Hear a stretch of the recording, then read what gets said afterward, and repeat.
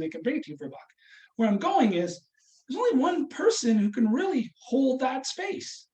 And so everyone who wants to be profitable, who can't get that buying power to hold that space, has to be good at this and this to differentiate so their customer sees value in their offering. Okay, so I wanted to really dive deep in here because we're going to spend a lot of time in this section on determining these as you ask for the transaction and you try and get the customer to buy in long term without even asking them. So, you'll hear people talking about setting an objection trap. I don't believe in that. So if they go to another competitor, you've said something bad about their offering. That is not what I'm saying. A boomerang fact is simply positioning the positive of what you do differently and you can prove it. That's a boomerang fact that we talked about earlier. And your service quality and price is just positioning to the client your full offering so when someone else comes along, they're going to ask about these. Okay, you got a cheaper price than the guy I'm using today or the gal I'm using today, but how do you deliver service? How do you deliver quality?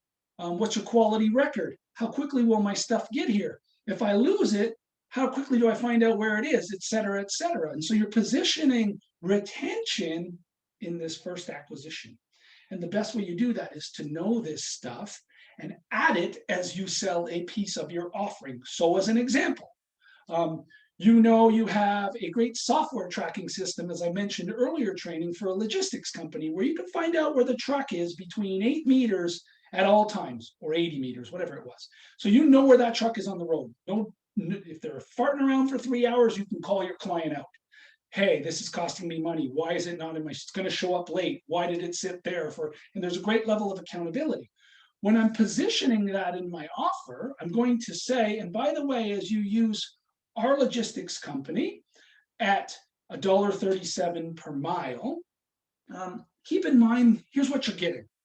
You are getting our state-of-the-art software system that none of our competitors have that tells you where your truck is within 80 meters at all times on this website app that we're going to give you. And the value of that is no more late deliveries. And if there are, you're going to hold me accountable for that lost revenue. You're going to be able to call me on it. And so I'm going to be making sure that we get those trucks as efficient as possible on the road. Now, that's a service offering that I'm trying to sell to justify my price, but I'm going to add what the value is on that. Okay, and I'm going to explain that again, even in further detail. But we're going to spend a lot of time here because sales professionals, we spend a lot of time there. You hear in sales and marketing meetings, and no discounting my marketing peeps, because I was a marketing executive as well.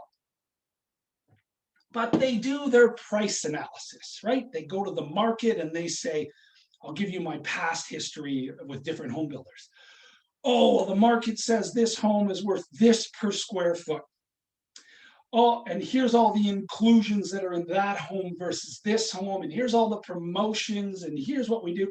So our price is going to be X, $549. We've determined that, and that is, it's 1,000 square foot home, so that is 55. Am I doing that right now? $550 per square foot.